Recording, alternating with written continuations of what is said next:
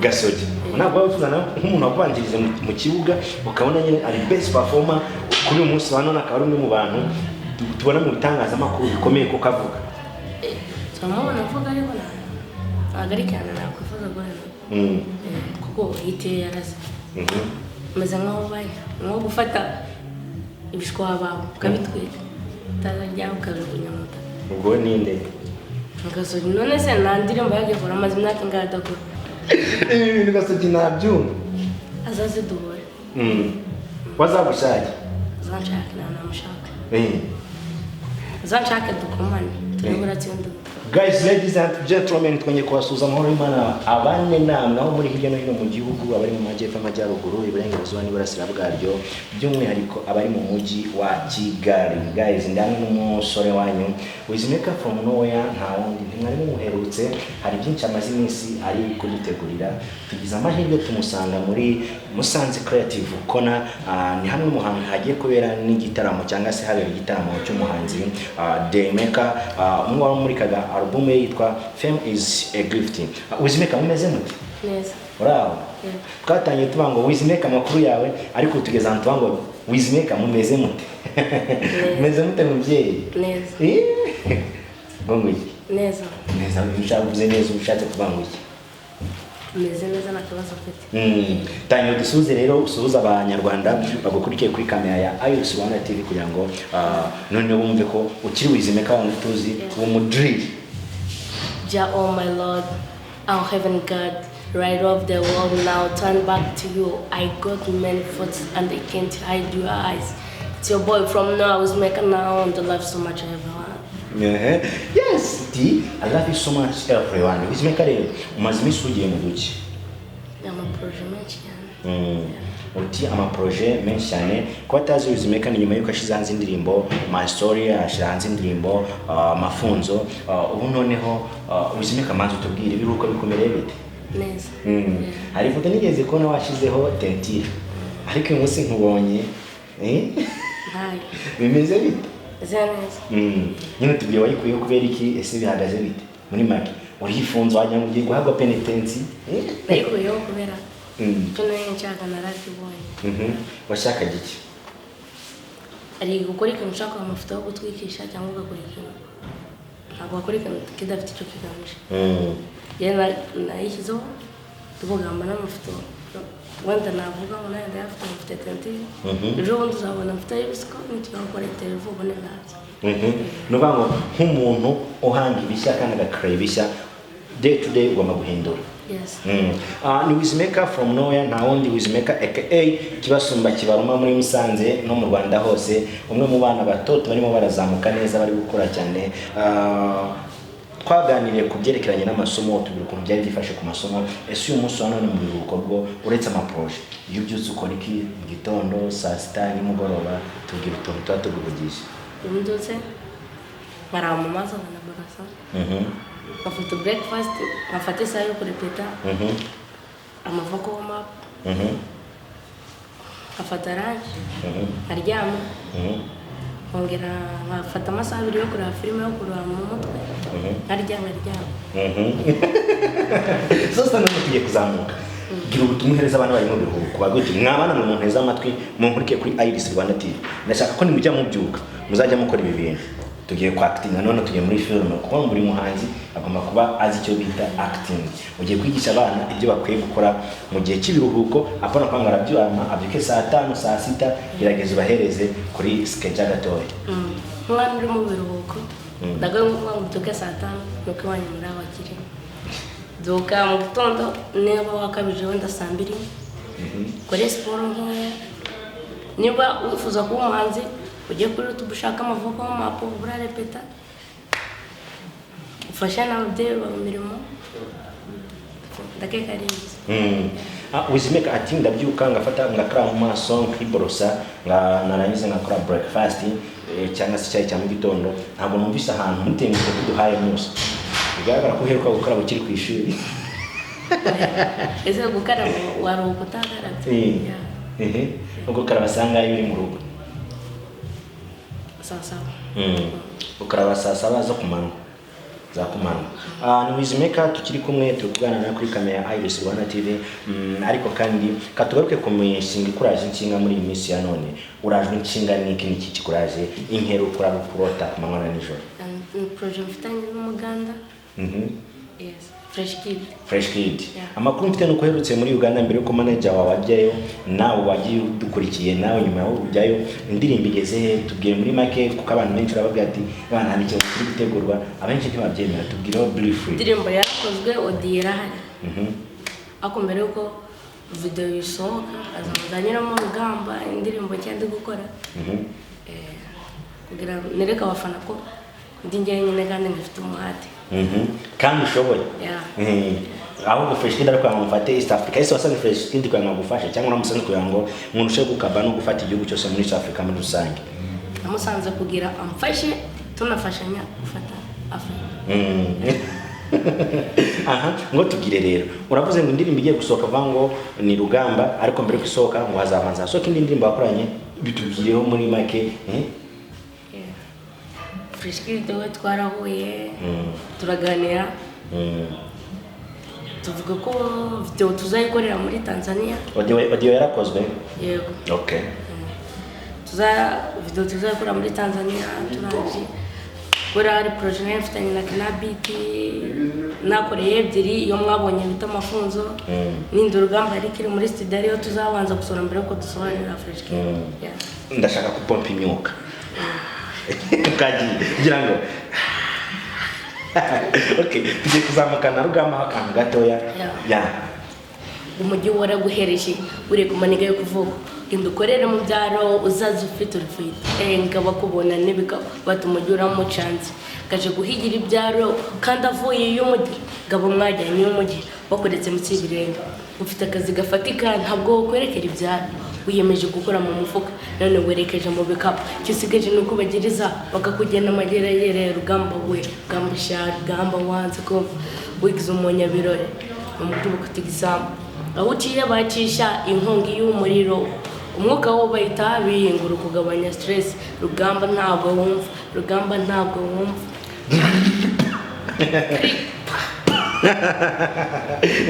Wizzy hari igitero cyane nakunze cyo ndirimbo aya magambo nawe bwite cyangwa nahanyanga yavuga twagenda na verse ya nyuma ivango verse ya nyuma rugamba umvikiye Nyarwanda kamatwi y'ingorube yumva yashatse mu pano gifi yikora mu mazi sibyo yikora mu pano mwana wanze kumvira senanye yumvira ijeri kumukire ni wowe wahuringa agasigara kuko amase byimbwa yaboneye ku mugezi nagahuma mu uyimbariza kwishyika ikagusiga ifu ikaguteza abantu ikaguteza bene damu zabandora yera umwana w'u Rwanda. Uzaburora iki?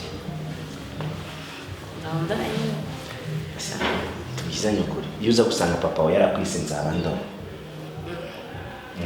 ni ibintu bitashoboka. Then ugende gute?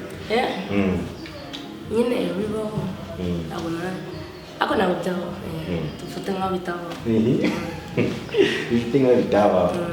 Meka ati nzabandora umwana w'Umunyarwanda ibyifi yikora mu mazi byo yikora ku ipana n'ifi yikora ibiki mu mazi ku ipana nayo bimeze bite? Mazi ratembera hano hose igakora ibyo ishaka ariko mu ipana bayatuje mu bari kwikoresha. Aya magambo yatekereje ute nubwo indirimbo itarajya hanze? Ni imigani igitero cya gatatu nava kari imigani gusa. Ubusi imigani y'imigenurano wayize hehe wayikuye he wizo? Twarayize muri primary muri secondary tujya tuyiga. Ngira amagambo imigani yo nk'itatu uzi? Imigani? Y'imigenurano. Imigani? Gusa imigani miremire? Oya, imigani migufi, imigani imigenurano hayiri. Mwana wanze kumvira sinanye nayumvishije. Jifi ukora mu mazi sibyo yakora mu pano. Abwirwa benshi yakumva bene nyamwanga kumva niyanze no kuba. All right. Ati nyamwanga kumva niyanze no kubona ese Meka ujya wumva? Cyangwa amatwi yawe nameze nka ifi mu mazi. Wumvira nde? Abari bo bose. Meka uheruka gusuzugura ryari? ashizemo umwaka akarimo kavanga nyanza n'ababa nyugurira yandi oya ako karimo nako kazi mwana wa mama n'umugani mukajyana nyanza n'ababa nyugurira mwana wa mama nyugurira nishakajeje nakanye nawe nishagafundi nakanye nawe nishagakwavu nakanye nawe akanini karimo turakagabana. Alright, mekari hano bakinaga ngo kanzenze kagiye kanzenze kapagasa katurutse mwami kapagasa 11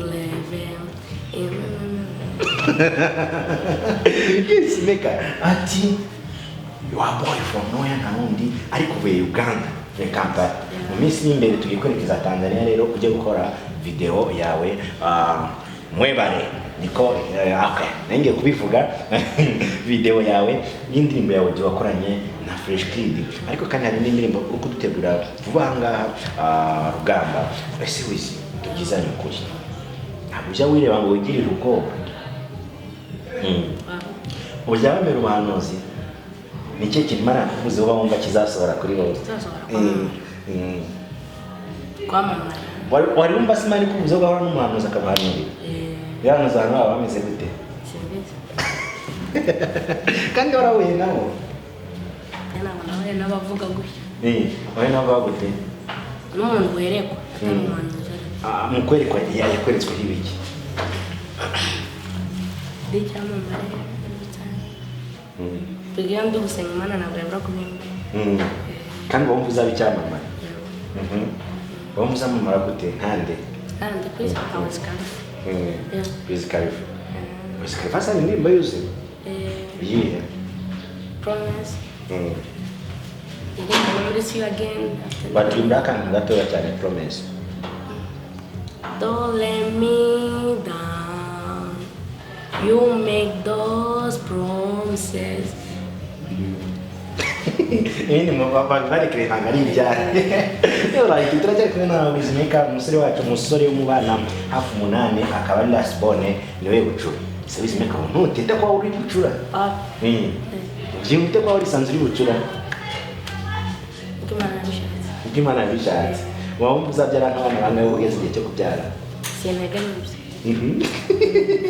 ndatiganya iki inshingano y'Imana gucamo ibindi n'igeno rya Nyagasani meka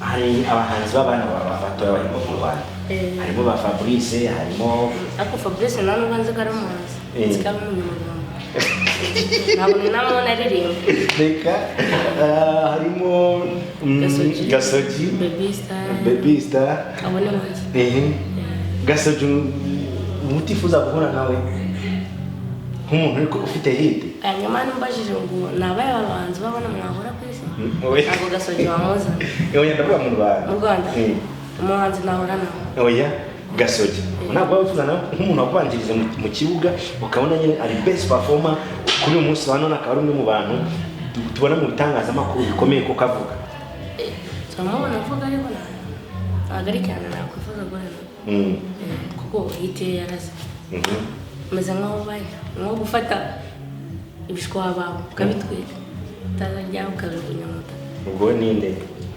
Gasogi none se nta ndirimbo yagikora amaze imyaka ingahe adakora ni umuhanzi se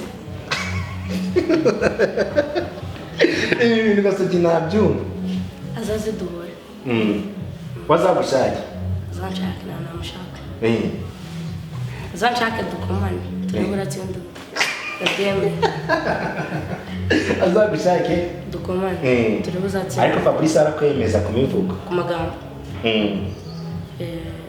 ku mivugo sinjye ntabwo mvuga imivugo ntabwo uri umusizi Kajuri sasa Kajuri mu kubyina ararenze kudesha po kuri Kajuri agarogiye guki ati kuri Kajuri kudesha po naho Gasogi bande ba Fabrice na bande yes hari abana batoya sasa kanumve nabo bavuga mu majyaruguru kandi nawe ni nkubarizwa abonye kuvugira bumvise abana b'abakobwa batoya muri gospel Vestine na Dorcas. Barana bavuga. Bariya nabo bari hejuru kundi rwego. Bari hejuru. Bari hejuru kandi kwa hejuru. Bari hejuru kurundi rwego. Okay, Dorcas na Vestine bubahwe ahantu bari Jehova we. Ari nimbe yabuzi. Zoga. Niye.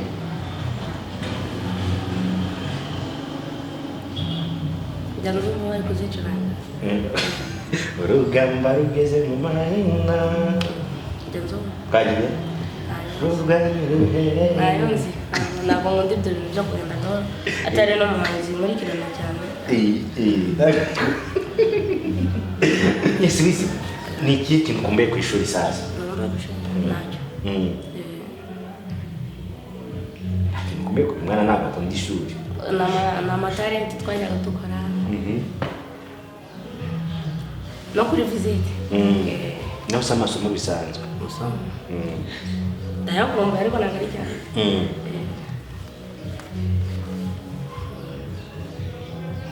Wizzy Maker from nowhere. Maker, wenda tugana ku musozo w'ikiganiro cyacyo, hari ibyo wumvaga biri ku mutima twaganiraho. Ni cyo kintu kiri ku mutima wawe twaganiraho muri uyu mwanya.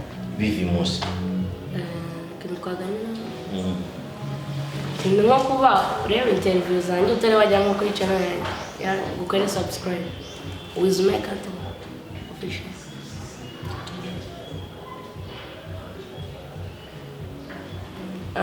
N'ibindi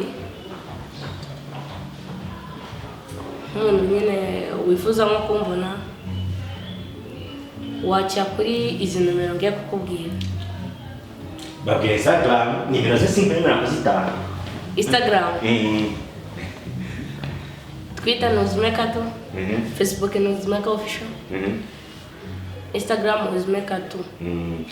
Babwiye YouTube channel yawe. YouTube channel yanjye ni Wizzy Maker 2. Bagende Wizzy Maker 2 murahasanga ibihangano bya Wizzy Maker n'ubuzima bwe bwa buri munsi abayeho. Ngiye nkurarikire gukundisha amasomo kuko ni wiga ugatsinda neza bizaba ari byiza. By the way berekane kecu wambaye neza, kecu ya danje, agapataro keza, akajire nk'akabantu barinda muzehe, n'agapira keza cyane. Maker, ndashaka kugira ngo utubwire, ndashaka gukunda ishuri. Numva utazaza uruwakangahe 10 bambere uzabigeraho kuko usigaje igihe gitoya, kuko nutsindwa ndakwizeza ko muzika uzabura kuyisezera. Nutsinda muzika yawe tuzayigeza ku rundi rwego rwo hejuru cyane. Ni cyo kintu wifuza rero muri iki kiruhuko kwa wakora kirenze indirimbo. Hari indi ndirimbo cyaka kohereza kwa Abanyarwanda akantu gato kugira ngo neza soke tuyizo gatoya ya yindi dutangiye tujya.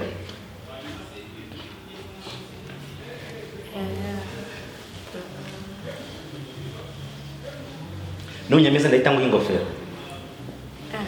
Jah, oh my Lord, our heavenly God, light of the world, now turn back to you. I got many thoughts and I can't hide your eyes. I shammed of my sin, but I can do it myself. Yeah. Kagenda n'ikinyarwanda sasa cyo ndirimbo. Yose mu cyongereza indirimbo isenga Imana ariko indirimbo ibyarabo ntazi. Cyo ni ibyarabo. Kumwirabura sasa akantu gatoya.